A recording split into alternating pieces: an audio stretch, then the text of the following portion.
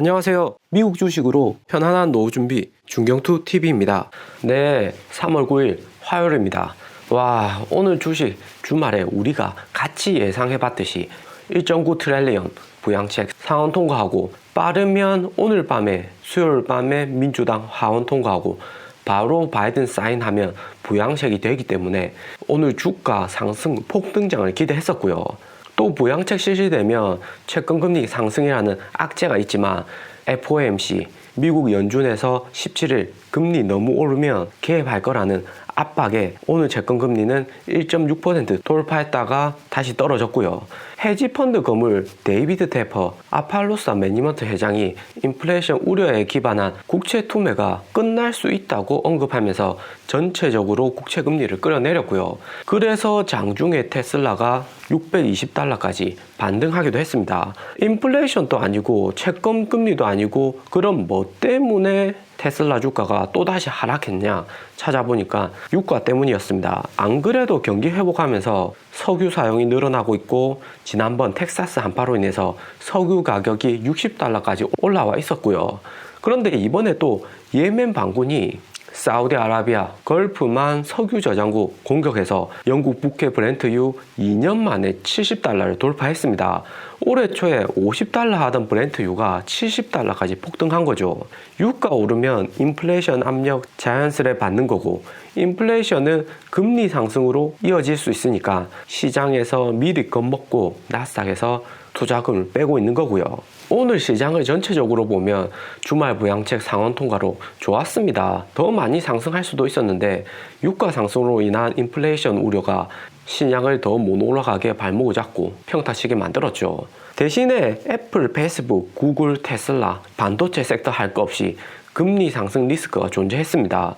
일단은 미국 코로나가 진전되면서 기관들이 언컨택트에서 컨택트로 자금을 리밸런싱 시키는 거고요. 그렇다고 개인들이 성장률 낮은 컨택트주로 이동하는 것은 아니기 때문에 성장주, 기술주가 계속해서 변동성을 키울 것은 아닙니다. 곧 반등하겠죠. 테슬라로 치면 모델화에 판매할 때 필요한 여러 가지 사회 전반적인 인프라 주식이 상승하고 있는 거고요. 테슬라 자동차 대출을 위한 금융, 도로 건설 인프라주, 테슬라 타고 놀러갈 디즈니주, 그리고 테슬라 OTA 활성화시켜줄 통신업, 통신주, 이런 기본적인 인프라 산업이 코로나 전으로 돌아오고 있다 정도입니다.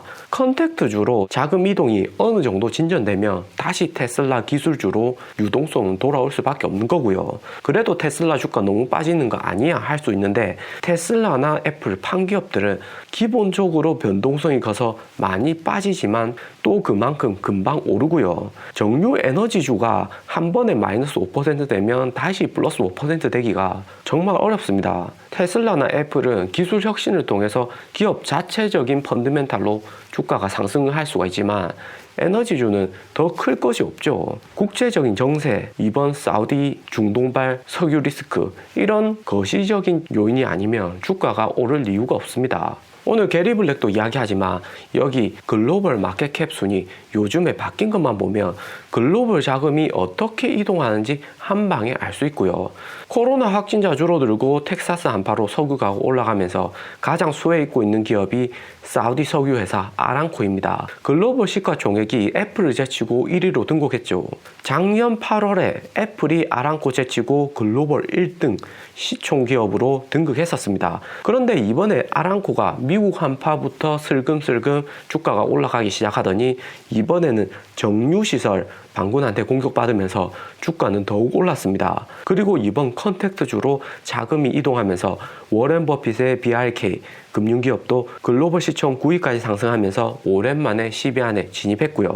자동차 운전하시는 분이라면 요즘 다 느끼시겠지만 휘발유 경유 가격 계속 올라가고 있습니다. 오늘 브렌트유 장중 가격이 $70 돌파하고 WTI 서부 텍사스유, 두바이유 가격도 급등했고요.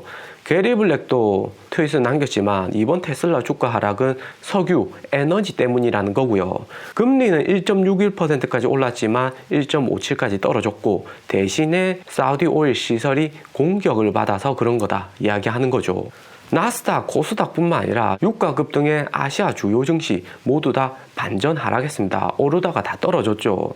4년 전에 트럼프가 취임하자마자 중동발 리스크로 중동에 미사일 날렸듯이 바이든도 빨리 이번 중동 테러 사태에 대해서 개입을 해서 중동 기압을 초창기에 잡아놓는 게 필요합니다.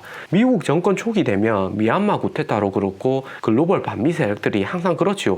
중동 반미 세력들이 미국 정권 초기에 어떻게 나올지 잽 한번 날려보는 거고요. 그러다가 미사일 큰 거 한번 맞죠. 그렇다고 너무 걱정하지 않는 것은 언제나 그랬듯이 미국이 항상 이런 석유 에너지 리스크를 수십 년간 잘 해결해 왔기 때문에 크게 걱정은 안 되고요.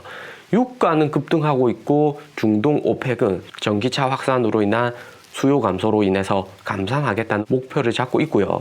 이런 전체적인 환경은 테슬라한테 너무나 좋은 기회가 오고 있는 겁니다. 유가가 오를수록 전기차는 상대적으로 각광을 받는 거고요. 친환경을 떠나서 유지비도 확실히 줄어드니까 사람들이 전기차를 선택할 수 있는 이유도 더욱 늘어나는 거지요. 전기차로의 전환은 어쩔 수 없는 선택이고 주가의 가장 핵심적인 것은 얼마나 빨리 전기차로 전환을 해서 테슬라 판매량이 증가하는가가 중요하죠. 또 전기차로 전환을 위해서 각국들이 얼마나 보조금을 지원해서 이런 에너지 리스크를 줄일지 정말 관건입니다. 미국보다도 가장 시급한 게 중국입니다. 중국은 유가 오르면 타격이 가장 크고요. 중국이 자체적으로 석탄, 석유가 나지만 대외 에너지 의존도가 70%가 넘습니다. 유가가 이후에 $100까지 오를 경우에 중국의 경우 전기차로의 전환은 더욱 가속화되겠죠. 글로벌 유가 상승하고 이번에 반도체 공급 쇼티지 만든 주요 원인이 전기 문제였고요. 전기 공급이 안 되니까 반도체나 공장이 돌아갈 수가 없죠. 그래서 오늘 뉴스 뜬 게 테슬라가 이번 미국 한파 때 심하게 타격받은 텍사스에 100메가와트 규모의 에너지 저장 장치 ESS 비밀리에 짓고 있다고 하고요. 100메가와트 규모면 한여름 에어컨 가장 많이 쓸 때 2만 개 가정에 전력을 공급할 수 있는 규모라고 합니다. 테슬라의 자회사 갬빗 에너지 스토리지가 텍사스주 휴스턴에 ESS를 짓고 있고 6월 1일부터 상업적으로 운영된다고 합니다. 일론도 계속해서 이야기를 하지만 화성 가서도 쓸 수 있는 지속 가능한 에너지로의 전환을 선도하겠다 했고요. 전기차 이외에도 태양광 발전, 전력 생산, 충전 인프라 산업에도 테슬라가 지금 진출한 상태죠. 2016년부터 테슬라에 합병됐고 재무제표상으로 수익으로 잡히고 있고요. 이전에 일론도 말했지만 에너지 사업 부분을 모두 합치면 전기차 사업보다 크다고 했습니다. 지금 테슬라가 전기차들하고 마진 낮추면서 출혈 경쟁하고 있고 미국, 중국, 유럽 각 국가들이 보조금 낮추면서 테슬라 이번 4분기 어닝 때도 그랬지만 계속해서 테슬라 마진율이 낮아지고 테슬라 주가에는 부정적이었습니다. 그리고 테슬라 FSD가 제대로 완성되기까지는 아직 시간이 걸리고 7월 기가밸리 완공과 함께 시연될 4680 배터리 성능이 단기 테슬라 주가 올리는 데는 가장 큰 핵심이고요. 또 이번 뉴스 뜬 ESS 산업도 그렇지만 테슬라가 배터리도 직접 만들고 배터리 관리 시스템 BMS도 전기차 업계 1위입니다. 배터리 용량이 크다고 좋은 게 아니라 좀 더 효율적으로 써야지 배터리가 오래 가는 거고요. 아이폰에 있는 절전 모드하고 유사합니다. 지금 테슬라에 있어서 자동차 사업보다 더 빠르게 성장하는 게 에너지 사업이고요.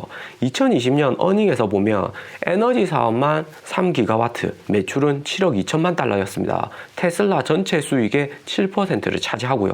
대신에 매출 비용은 7억 8천만이라 수익적인 측면에서는 4680 배터리 나와봐야 좀 더 높은 효율을 올라갈 수 있을 듯 하고요.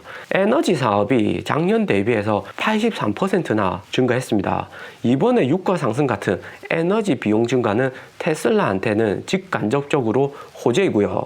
이전에 비트코인도 그랬지만 일론 머스크가 하는 사업이 언컨택트 성격도 강하지만 컨택트적인 면도 정말 많습니다.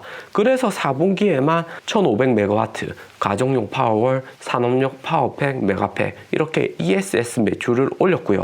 테슬라가 하는 또 다른 태양광 산업인 가정용 솔라루프도 매출이 18% 올라서 ESS하고 같이 테슬라 매출을 올리고는 있지만 ESS는 구매하는 곳이 미국 정부, 미국 지방정부이기 때문에 확실히 매출이 좀 더 안정적으로 성장할 수가 있죠.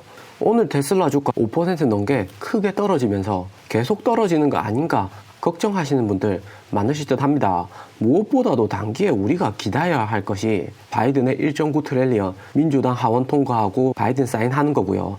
바이든 사인까지 다 통과되고 현금이 바로 개인 통장에 입금이 돼야 됩니다. 입금이 되면 비로소 미국 형님들 투자 시작을 하는 거고요. 그리고 부양책으로도 안 되면 3월 17일 연준 파월 의장이 어떠한 결정을 할지도 기다려 봐야 됩니다. 이전 영상에도 봤듯이 작년 12월 18일 개인 $600 현금 지급하고 나스닥으로 자금이 대량 유입되었지만 테슬라는 그것보다 많은 자금이 들어왔습니다. 유동성이 4배나 증가했죠. 나스닥 혁신 기업의 대표인 테슬라로 자금이 더 많이 들어오는 거죠. 또 장기로 투자하는 기관들이 테슬라 주가 최근 들어서 떨어지니까 겁먹은 개미들이 파는 주식 싸게 줍줍하고 있습니다. 테슬라 장기 아니 6개월만 봐도 확실히 오를 수 있는 주식이고요. 기술주라서 한 번에 많이 떨어진 것도 있지만 또 그만큼 빨리 오르는 게 기술주입니다. 오늘 영상은 여기까지입니다. 투자에 도움 되셨으면 하고요. 영상이 좋았다면 구독과 좋아요 부탁드립니다. 감사합니다.